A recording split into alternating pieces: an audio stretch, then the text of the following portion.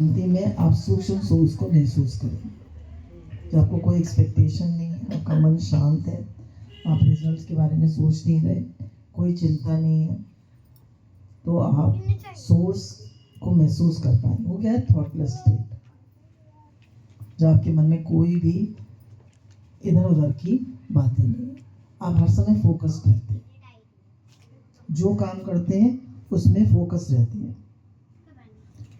यार इससे क्या होगा? आपके विचार, आपकी भावना सब नियंत्रित हो जाएंगे, फोकस हो जाएंगे। एक आदमी और दूसरे आदमी में किसका फर्क है? भावनाओं का, विचारों का, फोकस का। यही तो फर्क है। उसके विचार कैसे हैं, उसकी भावनाएं कैसी हैं, उसकी एकाग्रता।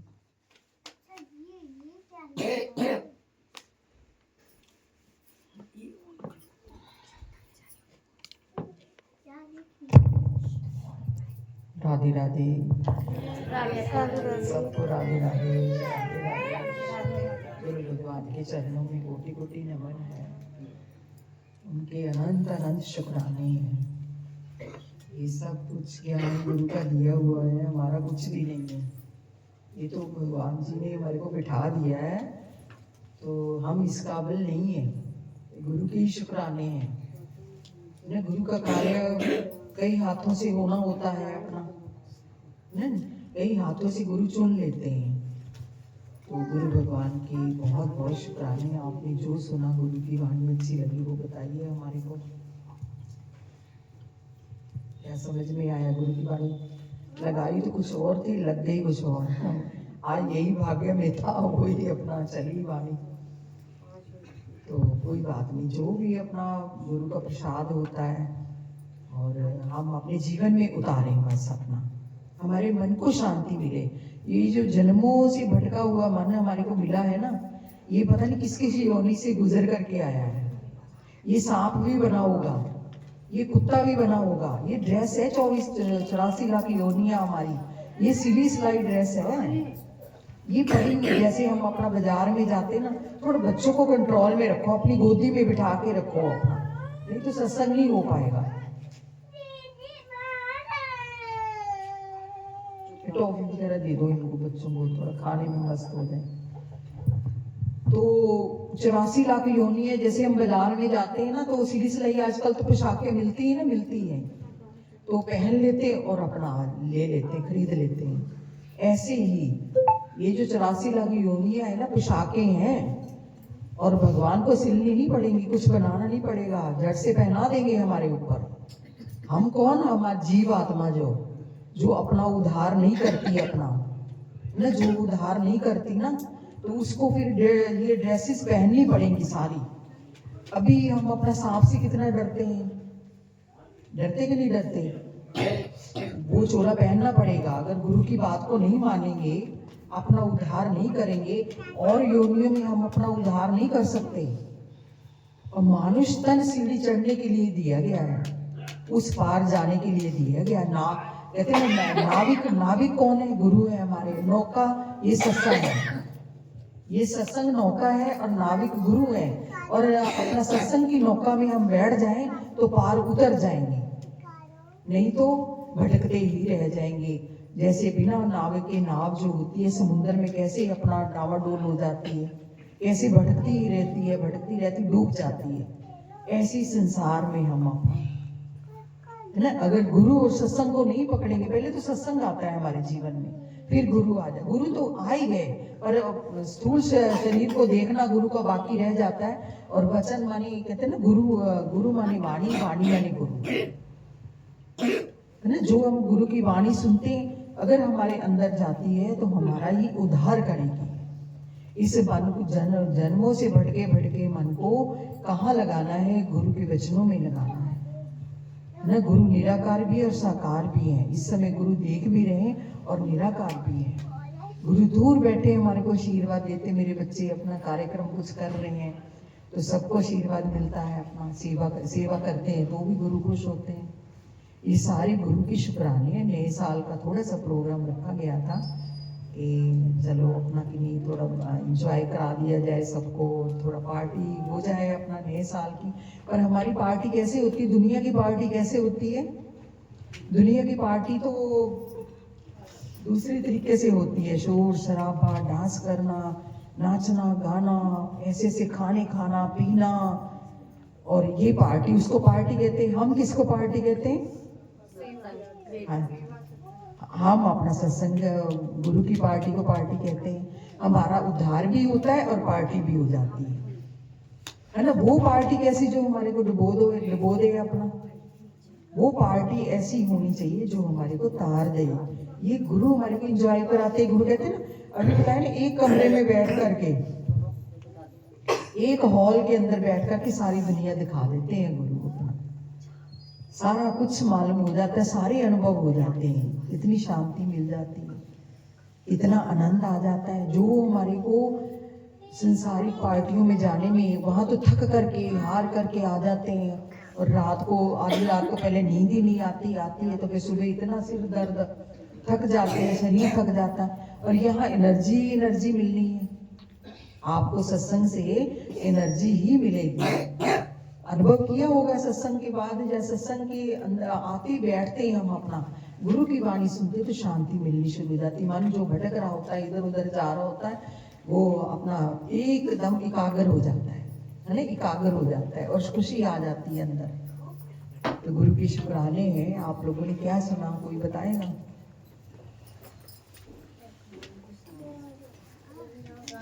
नहीं, एकाग्रता भी बढ़ानी है, शांत रखना चाहिए। कैसे रहेगा शांति?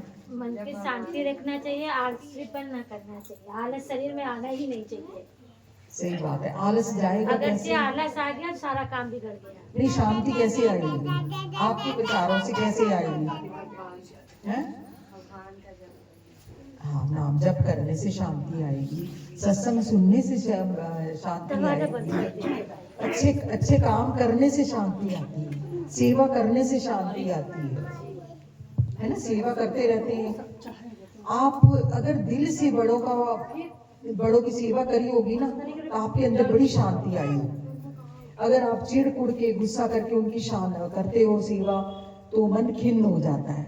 देखो, अंदर ही अंदर मन नो करता है, कर तो रहा है सेवा, पर क्रोध कर रहा है उनके ऊपर, है ना, गुस्सा आ रहा है, मेरे मैं ही करूं। तो ये थोड़ा सा अपना कि नहीं अनुभव कीजिएगा। अगर हम मन से किसी की सेवा करते हैं ना, तो शांति आ जाती है। तो नाम जप से, पूजा पाठ करने से शांति आती है। मंदिर, भगवान के मंदिर जाते हैं, शांति आती है। और यहाँ सत्संग में बैठते हैं तो शांति आती है। कितनी चीजें हैं मन को शांत करने के लिए, पर हम उल्टे हैं। हम वही मन को ले जाते हैं जहाँ मन हमारा अशांत हो जाता है। पर हमको तो शांति चाहिए, शांत मन को अपना कि नहीं क्या चाहिए, आनंद चाहिए, है ना। गुरु की वाणी सुनते हैं तो घर में जाके मनन करते हैं क्या? थोड़ा बहुत याद आती कि नहीं आती? आती है ना, सबको आती है, सबके सिर हिल रहे हैं अपना। तो शांति वचन याद आएंगे तो आबाद है, नहीं तो बर्बाद है। बर्बादी शुरू हो जाती है। बर्बादी कैसे? कि मन चलना शुरू हो जाता है, दूसरे का कर्म देखता है, किसी से राग द्वेष करता है, किसी को कुछ कहता है, किसी को कुछ कहता है। बच्चे जैसे गली में जा रहा होगा ना, डंडी पकड़ लेगा, कभी पेड़ों को मारेगा, कभी पेड़ों को तोड़ देगा, डंडियों को उखाड़ देगा, कभी अपना कुत्ते को संटी मार देगा, कभी कुछ ये कर्म करता हुआ चला जा रहा है। ऐसे ही हमारा मन है कि ये अपना इन्हीं कर्म बनाता ही रहता है। इसको शांति अपना गुरु के चरणों में ही मिलनी है। तो जैसे गुरु भगवान ने बताया कि नए साल का अपना कि नहीं, देखो जो 2024 था वो तो चला गया। जैसे भी हमने कर्म किए, जो भी किया वो तो गुजर गया। अब उसको तो हम ठीक नहीं कर सकते ना। तो 2025 आया, उसको ठीक कर सकते हैं ना। वो तो हमारे हाथ में है। क्यों? हमारे जीवन में सत्संग भी आ गया, आपके मोहल्ले में हो रहा है, घर में हो रहा है, अरुचि जी के, तो कितनी इसकी सेवा, कितना अपना इसका अपना कितनी सुबह से लगी हुई है अपना सेवा करने में। तो इनके शुक्राने करके जाएंगे हम। अपना ना कर्जा चढ़ता है, ऐसे सबकी सेवा लेते हैं, तो शुक्राने जगह दी, सब अपना व्यवस्था बनाई, उसने सारा इंतजाम किया। कहते हैं मेहमान जिसके घर में जाते हैं उसकी रसोई में पहले ही खाना बनना शुरू हो जाता है उनके लिए। उनको चिंता हो जाती है। ऐसे इधर सत्संग अपना कहीं होना था, पार्टी थोड़ी होनी थी, तो सारी व्यवस्था भगवान जी ने करा दी। हमने क्या किया? हमने कुछ नहीं किया, है ना। सेवा तो होती है, सबकी होती है, अंदर अंदर पता नहीं चलता, बहुत सेवा होती है। शुक्राने गुरु भगवान के करने चाहिए, और सबकी शुक्राने करते हुए हमारा ये साल बीत जाए, और 365 दिन, 5 दिन बीत गए हैं और 360 दिन रह गए हैं। देखो दिन कितनी जल्दी बीत रहे हैं न। जनवरी के 5 दिन भी चले गए हैं। तो करने वाला काम कर ले। कहते ना, मानुष तन पाया था भगवत प्राप्ति के लिए। भगवत प्राप्ति के लिए हम क्या करने लगे? कहते ना, आए भजन करने को उठन लगे कपास। मतलब आए तो भजन करने के। ये सारे ठीक है, व्यस्त जीवन है, ये काम होंगे। हम कहते हैं ना, जैसे गुरु कहते कि लगे उठन लगे कपास, कि व्यर्थ के काम, कि जाना तो भगवान के पास है फिर लौट के। और किया क्या हमने? अपने ऊपर बोझा यही डाल दिया कि मेरे बच्चे हैं, मेरा घर है, मेरा पति है, मेरा परिवार है, और बस मैंने ही करना है, मैंने ही करना। अपने ऊपर बोझा डाल के और भारी हो गए। आज से हम यही कहेंगे, ये सब कुछ भगवान का है, मेरा नहीं है। प्रभु मैं आपका हूँ, मैं आपका हूँ। हमको अपने आप को गुरु भगवान को, भगवान जी को देना है। आप सेवा करा लो मेरे से, प्रभु बस मेरी भगवत प्राप्ति हो जाए, मैं इस रास्ते पर चलूं तो निष्कामी होकर के चलूं, कोई चाहना ना हो मेरे अंदर, है ना। चाहना ही कर आप करेगी, फिर गली गली घुमा देगी चाहना हमारे को। तो इसलिए अपना गुरु भगवान राइट समझ देते हैं। ये 365 दिन में से 5 दिन चले गए, अब 360 दिन जो है वो हमारी अपनी मर्जी के मुताबिक होने चाहिए। कोई गलत काम ना हमारे हिस्से में आए, कोई कर्म ना आए अपना, है ना, कोई कर्म ना आए।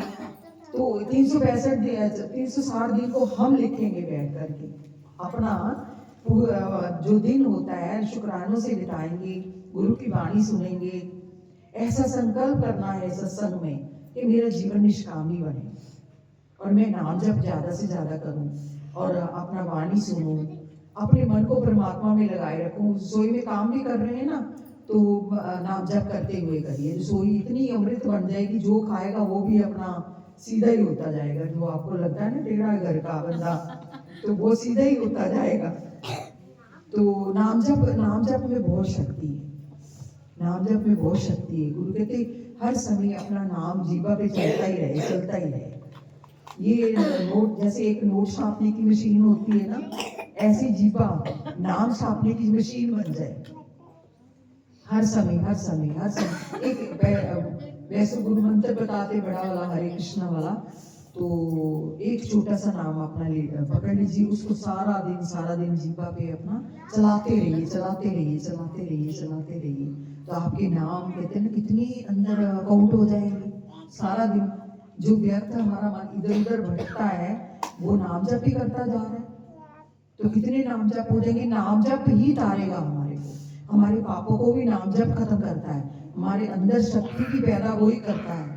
और जन्म जन्म के जो पाप है, जैसे एक व्यक्ति थे, उन्होंने गायत्री मंत्र को ये अपना किसी से लिया, अपना गायत्री मंत्र कर रहे थे, तो सन्यासी थे, तो उन्होंने बोला कि 4 पुष्टर्न करने हैं। तो उन्होंने 3 तो कर लिए, कहा कि कुछ हुआ तो है नहीं है, मैं ऐसे ही लगा हुआ नाम जप करने। तब उसने छोड़ के ना वो किसी आश्रम में चले गए। कहते मेरे को नहीं करना, बहुत कर लिया, अब अपना हुआ तो कुछ है नहीं है अपना। तो जब वो गुरु आश्रम में गुरु जी रहते थे, तो उन्होंने बोला कि बताया कि मैं पहले ऐसे करता था अपना नाम जप, पर कुछ हुआ नहीं है, तो मैंने छोड़ दिया करना। तो गुरु जी पहुंचे हुए थे, गुरु जी ने उसके माथे पे हाथ रखा, बोला कि आप जरा ध्यान लगाओ उनका। उसने ध्यान लगाया तो उसको क्या नजर आया कि 4 पहाड़ हैं, 3 पहाड़ में आग लग चुकी है, बिल्कुल राख बन गई, और 4था जलने को तैयार है। तो कहते गुरु जी मैंने तो ये देखा अपना। तो कहते इसका मतलब क्या है? कहते ये जो तूने गायत्री मंत्र जप किया है, ये जो तूने गायत्री मंत्र जप किया है, ये तेरे नाम जप से 3 जो जन्मों के पहाड़ पापों के पड़े थे वो जल के राख हो गए। नाम जप ने इतना पैदा उधर किया। उधर आगे आगे आगे चलो चलो। आप थोड़ी जगह बनाते जाओ, इधर होते जाओ सब।